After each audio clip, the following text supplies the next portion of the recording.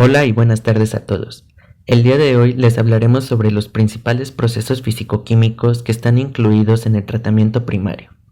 Somos el equipo 2 del grupo 5AB1 conformado por Ángeles Gutiérrez Alejandro, Ayala Palomares Jesús Emilio, Manzanares Ortiz Cristian Iván, Muñoz Aguilar Claudia Marcela y Peláez Anguiano Diana. El grado de tratamiento requerido para un agua residual dependerá fundamentalmente de los límites de vertido para el efluente. El tratamiento primario se emplea para la eliminación de los sólidos en suspensión y los materiales flotantes. Los principales procesos físico-químicos que pueden ser incluidos en el tren de tratamiento primario son sedimentación, flotación, coagulación, floculación y filtración. Se designa por sedimentación a la operación por la cual se remueven las partículas que han sido depositadas en el fondo mediante las fuerzas de gravedad. En algunos casos se denomina clarificación o espesamiento. Existen dos formas de sedimentación usadas en el tratamiento de agua. La sedimentación simple, que es generalmente un tratamiento primario para reducir la carga de sólidos sedimentables antes de la coagulación, y en esos casos se le llega a conocer como presedimentación. La sedimentación después de coagulación y floculación es la sedimentación que sigue la coagulación y floculación primariamente para remover los sólidos sedimentables que han sido producidos por el tratamiento químico, como en el caso de la remoción del color y turbiedad o en el ablandamiento con cal. Existen diferentes tipos de sedimentación, principalmente existen tres tipos. Tipo 1. Las partículas se asientan a una velocidad de asentamiento constante. Se usan procesos de eliminación de asperones.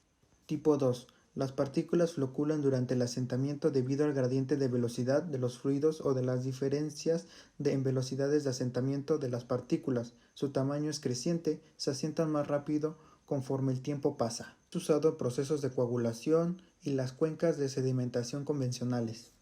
Tipo 3. Se forma una sábana de partículas a altas concentraciones de partículas por arriba de los 1000 miligramos por litro y se observa una clara interfaz entre la sábana y la agua clarificada arriba de esta. Usado en procesos de sedimentación en aguas residuales y espesadoras de fango. Equipos de sedimentación. En un primer caso tenemos a una cisterna de sedimentación de corriente vertical para sedimentación simple. En sedimentación simple, las partículas que se asientan son discretas, es decir, partículas que no cambian de forma, tamaño o densidad durante el deceso en el fluido. Dentro del sedimentador, las partículas tienen dos fuerzas que se contraponen. Una es la fuerza de flotabilidad que se expresa como fuerza es igual a la densidad del fluido por la aceleración de la gravedad por el volumen. Otra fuerza presente es la fuerza gravitacional expresada como fuerza es igual a la densidad de la partícula por la aceleración de la gravedad por el volumen. En estos casos, una partícula descenderá por sedimentación simple si siempre y cuando la densidad de la partícula sea mayor que la densidad del líquido. Como se define la velocidad de asentamiento de las partículas, va a depender finalmente si nosotros estamos en presencia de un flujo laminar o de un flujo turbulento. El caso de un flujo laminar se rige por la ley de Stokes y la ley de Newton para el caso de un flujo turbulento o de transición. Entonces tendríamos que para la ley de Stokes la velocidad de asentamiento quedaría de la siguiente manera. Velocidad es igual a la aceleración de la gravedad por la densidad de la partícula menos la densidad del líquido por el diámetro al cuadrado de la partícula sobre 18 por la viscosidad, en unidades de metro sobre segundo. La aplicabilidad de esta ley es muy limitada, ya que en el tratamiento de aguas residuales, debido a las condiciones de las instalaciones, no hay entrada de fluidos laminares. Para la ley de Newton entra un nuevo término importante que es el coeficiente de arrastre. Entonces la fórmula quedaría de la siguiente manera. Velocidad de asentamiento sería igual a la raíz de 4 veces la aceleración de la gravedad por la densidad de la partícula menos la densidad del líquido por el diámetro de la partícula sobre 3 veces el coeficiente de arrastre por la densidad del fluido. Esta ley es aplicable cuando el número de reinos del flujo es de tipo transitorio o turbulento. Entonces podemos decir que a mayor tamaño de partícula, mayor será la velocidad de sedimentación. Igualmente, a mayor temperatura, mayor será la velocidad de sedimentación, ya que al aumentar la temperatura decrece la viscosidad. Otro ejemplo de sedimentadores simples es un sedimentador de flujo horizontal. En este caso, el equipo es una cisterna de sedimentación de corriente horizontal que se puede dividir en 4 zonas para un mejor entendimiento. Tenemos la zona de entrada, las zonas de sedimentación o decantación, la zona de lodos y la zona de salida. Para este equipo se idealizan los siguientes supuestos. Para el sedimentador, las partículas se mueven horizontalmente a la misma velocidad que el agua y son eliminadas por la gravedad una vez que alcanzan el sedimentador. La trayectoria de las partículas depende de la velocidad de asentamiento de las partículas y la velocidad del flujo, que se mantiene constante. La velocidad de asentamiento aumenta directamente al reducir la altura dentro del sedimentador. La sedimentación es la operación unitaria que consiste en separar, por acción de la gravedad, un sólido finamente dividido de un líquido en el que está suspendido, obteniendo un líquido clarificado y un lodo más o menos espeso con elevado porcentaje de sólidos. La eliminación de las materias por sedimentación se basa en la diferencia de peso específico entre las partículas sólidas y el líquido donde se encuentran, que acaba en el depósito de las materias en suspensión. Es así que, en esencia, este es un fenómeno netamente físico y constituye uno de los procesos utilizados en el tratamiento del agua. Las ventajas que podemos encontrar al utilizar un sedimentador en el tratamiento de aguas es que son eficientes en la remoción de sólidos suspendidos. Los costos de operación son relativamente bajos, al igual que su consumo de energía y su simplicidad de construcción y operación. Las desventajas es que es necesario remover los lodos de manera frecuente. El afluente, el lodo y las espumas requieren de tratamientos adicionales. No se puede usar en climas fríos con temperaturas menores a 10 grados centígrados y tiene una mala retención de partículas pequeñas. Datos típicos de operación. Los contaminantes que se eliminarán durante el proceso de sedimentación serán los sólidos suspendidos en un 50-70%, la materia orgánica, en donde el DBO disminuirá de un 20 a 40%, y ciertos contaminantes como el plomo y el bario, que también se pueden eliminar eficazmente mediante la coagulación. Durante el diseño y la creación de un tanque de sedimentación se toman en cuenta distintos criterios, como la carga superficial o tasa de sedimentación superficial, la profundidad, el tiempo de retención, la velocidad del flujo, las unidades de entrada y salida y el almacenamiento de lodos. El caudal del sedimentador está en función del volumen del sedimentador y el tiempo de retención hidráulico.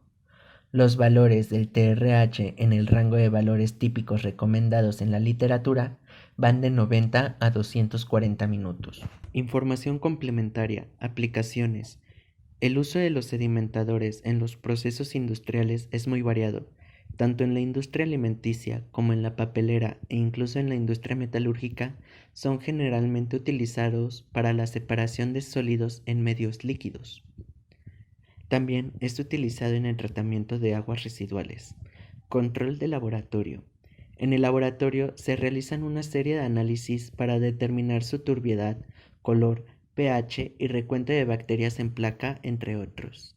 En el caso de la sedimentación que va después de la coagulación y floculación, es recomendable realizar estas determinaciones antes y después de cada proceso.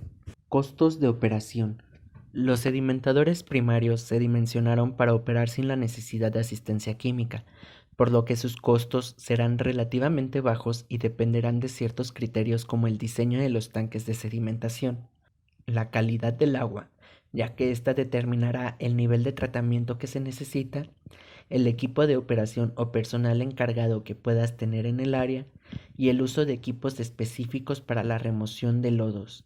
La flotación se emplea para la separación de partículas sólidas o líquidas de una fase líquida.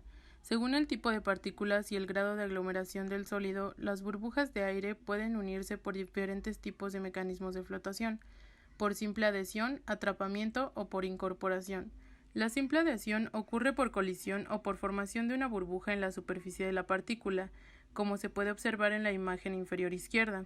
El atrapamiento de la burbuja ocurre con la parte inferior del flóculo de lodo, de modo que la partícula viaja a la superficie para poder ser retirada, y la incorporación de burbujas de aire a la estructura del flóculo es un proceso estimulado por el uso de polielectrolitos. Los polielectrolitos son polímeros que tienden a separarse si se les coloca en agua formando iones. Las burbujas de aire formadas en la unidad llevan una carga negativa, Todas las cargas negativas van a repelerse entre sí.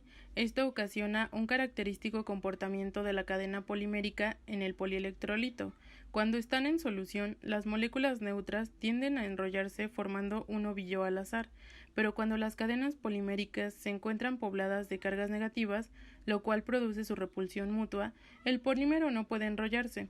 Por lo tanto, la cadena se estira haciendo que la solución se vuelva más viscosa y sea más fácil retirar las partículas sólidas contenidas en el agua. Con los sistemas de flotación, una parte de la materia en suspensión se acumula en el fondo. Por ello, estos sistemas de flotación deberán ir siempre equipados con un sistema de eliminación de lodos en el fondo. Los principales sistemas de flotación son por aire inducido y por aire disuelto. En la flotación por aire disuelto, el aire se pone en íntimo contacto con la corriente acuosa a alta presión, disolviendo el aire. La presión en el líquido se reduce por una válvula de expansión para producir microburbujas que barren el material suspendido y aceite. Así como observamos en la figura izquierda, influye el aire en conjunto con el afluente que proviene de la sedimentación. La flotación por aire inducido consiste en introducir aire en una celda por acción de rotor que se mezcla con agua transformándose en millones de pequeñas burbujas. Partículas de aceite y sólidos suspendidos se pegan a las burbujas y salen en la superficie del agua. Con paletas recolectoras se separan los contaminantes. Este procedimiento también se observa en la figura de la derecha, donde son removidos los componentes en flotación y se redirigen a otro contenedor para posteriormente ser tratados o darles un sitio de disposición final. En condiciones apropiadas, los residuos de aceite son eliminados en casi el 100% del agua y la mayoría de los sólidos suspendidos se reducen significativamente. Existen diferentes sistemas de presurización. Presurización total, que se usa cuando el agua contiene grandes cantidades en material aceitoso. Presurización parcial, que se usa para concentraciones bajas o moderadas de material aceitoso. Y presurización de recirculación. Es un sistema para tratamiento de sólidos o materiales aceitosos que pueden degradarse por medio de un intenso mezclado en otro sistema de presurización. En la figura del lado derecho podemos observar el mecanismo de una presurización sin recirculación y con recirculación. Para identificar la diferencia, en esta última existe un sistema de bombeo en donde además es inyectado aire para eliminar de forma más eficiente las partículas de contaminantes. Para los criterios de diseño de un sistema de flotación se deben tomar en cuenta los siguientes aspectos: presión de operación 2 a 5 atmósferas, relación aire por sólidos en unidades de kilogramo aire sobre kilogramo de sólidos suspendidos totales igual a 0.005 a 0.6, factor de diseño del tanque de retención de 0.5 a 0.8, tiempo en el tanque de retención de 1 a 3 minutos, tiempo en el tanque de separación de 20 a 30 minutos, carga hidráulica superficial de 90 a 230 metros cúbicos sobre metros cuadrados por día. A continuación se muestran dos fórmulas que nos ayudarán a determinar la presión relativa de operación en atmósferas y el caudal de recirculación en metros cúbicos por día, donde F es el factor de diseño del tanque de retención, A sobre S es la relación aire sobre sólido en miligramos por litro, X0 o XO, que es igual a la concentración de sólidos en miligramos por litro, Q, que es el caudal influente, en metros cúbicos por día, delta, que es la densidad del aire a una atmósfera y 20 grados Celsius, SA, que es la solubilidad del aire en centímetros cúbicos por litro. Los equipos que generalmente se utilizan en la flotación, como ya vimos, suelen ser sistemas de flotación por aire disuelto o por aire inducido, los cuales se adaptan a las necesidades de la planta de tratamiento. Entre las ventajas para el sistema de flotación por aire disuelto se encuentra la alta eficiencia en la remoción de sólidos, menor área requerida para instalación en comparación con los sedimentadores, una alta tasa de separación para caudales voluminosos y remoción de microorganismos y precipitados difíciles de sedimentar y filtrar. Entre las desventajas, es un proceso bastante costoso, pues se requiere el compresor que genere el aire a una presión de 304.7 kilopascales a 405.43 kilopascales, por encima de la presión de la corriente de agua. Además, se necesita la cámara presurizada con recirculación y un sistema para controlar la presión al liberar la corriente de agua saturada. Por otro lado, el sistema de flotación por aire inducido es una opción técnicamente viable, ya que los costos de inversión comparados con el sistema de flotación por aire disuelto son muy bajos, necesitan poca área de separación y presentan alta eficiencia.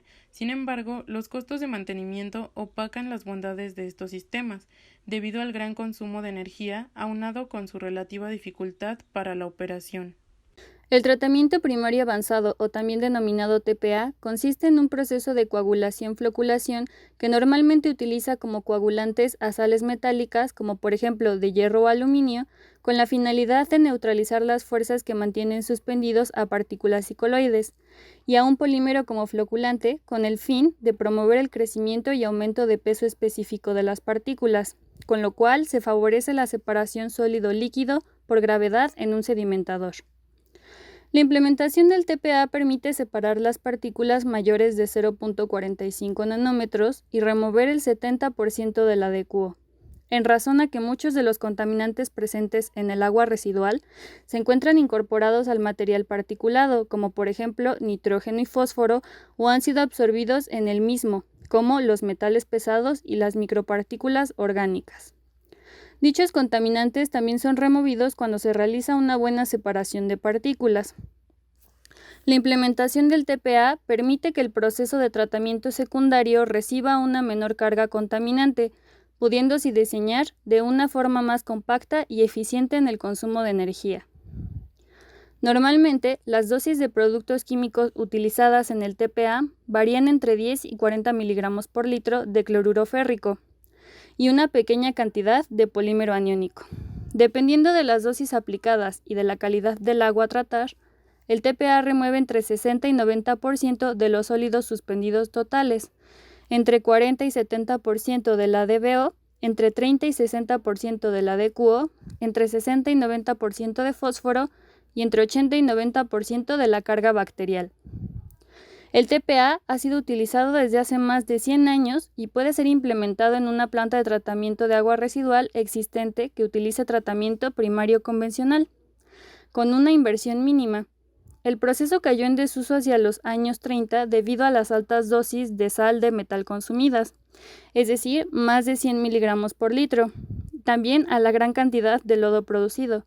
Sin embargo, con los recientes desarrollos en polímeros, se ha posicionado nuevamente como una alternativa viable para el tratamiento de las aguas residuales domésticas, ya que con la adición de estas sustancias es posible utilizar bajas dosis de sales metálicas, como de hierro o de aluminio, como se mencionó anteriormente, y alcanzar excelentes remociones de DBO y sólidos suspendidos totales, con niveles de producción de lodos más manejables.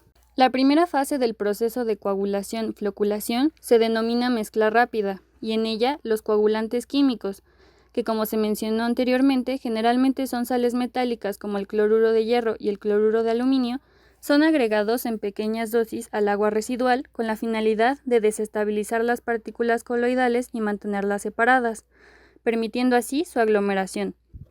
El proceso de desestabilización ocurre unos pocos segundos después de la adición de los coagulantes. El gradiente de velocidad es una medida de la intensidad de mezcla. En procesos de potabilización del agua, gradientes de velocidad de 300 sobre segundo son suficientes para realizar una mezcla rápida, e incluso algunos diseñadores han recomendado utilizar gradientes tan altos como 1000 sobre segundo. En el caso de las aguas residuales domésticas, se reconoce una gran importancia del valor del gradiente de velocidad en la mezcla rápida, más que en el tratamiento del agua potable.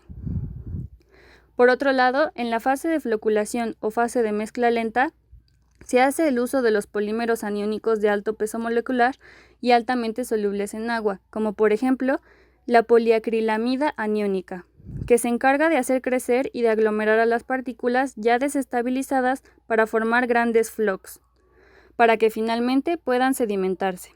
La floculación es más lenta y dependiente del tiempo y del nivel de agitación que la mezcla rápida. Los tiempos de detención típicos para la floculación varían entre 5 y 30 minutos, y los gradientes de velocidad recomendados para la mezcla lenta varían entre el 30 y el 80 sobre segundo. La mezcla rápida en las plantas de tratamiento de aguas residuales se realiza utilizando dispositivos como mezcladores mecánicos, bombas, compartimentos provistos de bafles, canaletas partial, vertederos, tuberías con bafles y difusores. La intensidad de la mezcla en los primeros es independiente de la velocidad de flujo, pero presentan un costo elevado y pueden sufrir atascamiento con los sólidos suspendidos totales contenidos en el agua residual. La mezcla con aire reduce problemas de obstrucción, pero es más costosa y tiene dificultades para alcanzar gradientes de velocidad altos. Por otra parte, la floculación puede realizarse en estructuras separadas, en canales con bafles o en las cámaras de distribución de flujos, localizadas aguas arriba de la sedimentación primaria.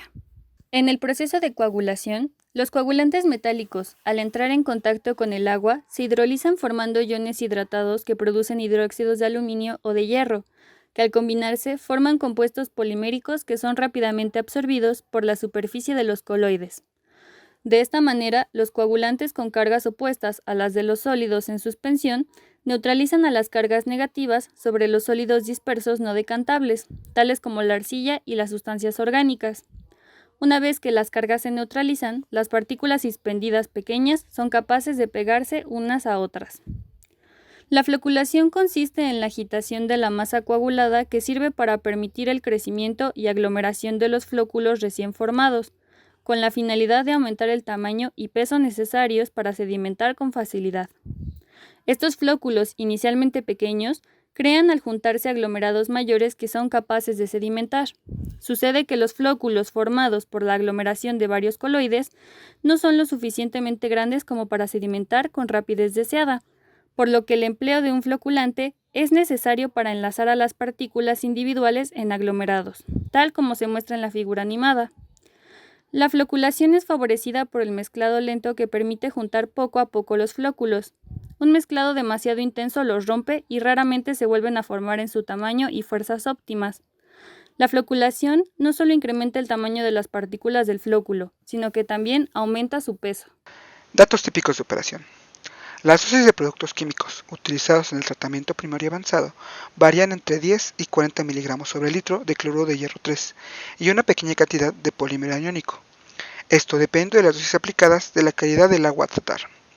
Cuando se utiliza como un medio de tratamiento, estos tanques sirven para la eliminación de sólidos sedimentables capaces de formar depósitos de lodo en las aguas receptoras, aceites, grasas y otras materias flotantes, además de parte de la carga orgánica vertida a las aguas receptoras. Estas podrán remover entre 60 y 90% de los sólidos suspendidos totales, entre 40 y 70% de la DBO, entre 30 y 60% de la DQO, entre 60 y 90% de los fosfatos y entre 80 y un 90% de la carga bacteriana. Para la determinación del caudal a tratar por los equipos, se recomienda adquirir equipos con un caudal mayor al generado por la empresa, ya que los procesos de producción tienden a incrementar en un futuro. Los sistemas más comunes para tratamiento primario avanzado tienen como capacidad un caudal medio de 820 a 1540 litros sobre segundo. Ventajas y desventajas. El TPA afecta de una manera positiva a los procesos que le siguen en la secuencia de tratamiento de las aguas residuales y de los biosólidos, reduciendo así un costo del capital. Algunas de las ventajas que trae su implementación serán citadas a continuación. La consideración principal detrás de uso de esta coagulación química es que acelera el tiempo que les tomaría a los sólidos asentarse por sí mismos, por lo tanto, disminuye el tiempo total de detención de los procesos de tratamiento de aguas residuales. La coagulación química también puede ayudar a la sedimentación de partículas coloidales muy finas y contaminantes minerales. Estas partículas normalmente no se depositan durante un proceso de sedimentación y pasarían a través de un sistema de filtración posterior. La implementación del TPA permite incrementar sustancialmente los niveles de remoción de DBO, DQO, sólidos suspendidos totales, fósforo, metales y carga bacteriana con inversiones relativamente bajas. La rápida velocidad de sedimentación alcanzada por el TPA permite incrementar la carga hidráulica recomendada para el diseño de los sedimentadores primarios convencionales. El TPA mejora la eficiencia de los sedimentos primarios, incrementando la remoción de sólidos totales desde 50% hasta aproximadamente un 85%, y la remoción de DBO desde un 25% hasta un 55%. El nivel de remoción obtenido dependerá de la dosis de producto químico utilizada y del tipo de aguas residuales. En las plantas de tratamiento primario ya construidas, la implementación del TPA permite extender la capacidad de tratamiento del sistema secundario con menores costos de inversión, en obras de infraestructura y menor consumo de energía en los sistemas de aplicación de aire u oxígeno. Con la implementación del TPA, es posible reducir el nivel de corrosión del concreto y estructuras del sistema de tratamiento debido a los menores niveles de sulfuro de hidrógeno que se liberan en la fase líquida. Las desventajas. En la coagulación química es, en esencia, un proceso aditivo. Aunque puede reducirse la cantidad de sólidos en una solución, aún requiere la adición de productos químicos para lograr esto. Agregar estas sustancias puede ser un poco complejo y requiere una prueba exhaustiva. Las dosis deben ser bastante exactas para procesar adecuadamente el influente de manera óptima. La dosificación puede requerir un ajuste continuo basado en la composición de variables de la fuente de agua residual.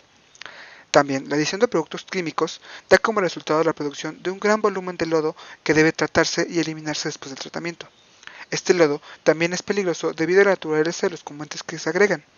El volumen y la toxicidad del lodo puede aumentar los costos de eliminación ya que no se deshidrata fácilmente. Información complementaria. En los Estados Unidos, según el reporte EPA sobre el Clean Water Net Survey, existen plantas de tratamiento de aguas residuales que utilizan sulfato de aluminio o cloruro férrico como coagulante primario ante la sedimentación primaria, bien sea para aumentar la remoción primaria de sólidos o para remover nutrientes, especialmente fósforo, condición que necesariamente contribuye a reducir la carga orgánica generada por otros contaminantes del agua residual. Otras plantas donde se utiliza este sistema y tuvieron resultados efectivos fueron planta de Millbrae, planta de tratamiento Hyperion, California, planta de tratamiento del distrito sanitario del condado de Orange, planta de tratamiento de Point Lomas, San Diego, entre otras. En el costo anual para la etapa del tratamiento primario avanzado fue de 265.4 millones de pesos en el caso de aplicar un agua termal y 1.400 millones de pesos si se aplica cloruro férrico. Esto también se puede ver reflejada en la tabla que se presenta a continuación, teniendo por lo tanto un costo de operación de $104,000 diarios y un costo anual de reactivos de 265.4 millones de pesos. Ahora, para determinar la dosis óptima, casi siempre se utiliza un ensayo de jarras con diferentes aplicaciones de cloruro férrico, polímero y, en todo caso, agua termal, polímero, con el objeto de determinar la dosis óptima. La selección de la mejor jarra y de la dosis más apropiada de químicos se basó en la medición de la turbidez en razón a la dificultad para reconocer con la rapidez del ensayo. La jarra que ofrece las remociones deseadas de DBO5 y sólidos suspendidos totales. Sin embargo, es importante resaltar que a pesar de la medición de turbiedad, ha sido utilizada tradicionalmente para evaluar el comportamiento del proceso de coagulación-floculación en aguas superficiales. Este procedimiento es limitado para su aplicación en el tratamiento de aguas residuales porque la turbiedad no presenta cuantitativamente la remoción de DBO5 y sólidos suspensivos totales. Ahora, para determinar el volumen de nuestro caudal, es necesario utilizar el criterio propuesto por Jairo Alberto Romero Rojas en su libro Tratamiento de aguas residuales. Este modelo es el United States Public Health Service, el cual se puede ver a continuación. Muchas gracias por su atención. Aquí encontrarán las bibliografías de las fuentes de información utilizadas para la elaboración de este trabajo. Muchas gracias. Cualquier duda y comentario los esperamos al finalizar el video.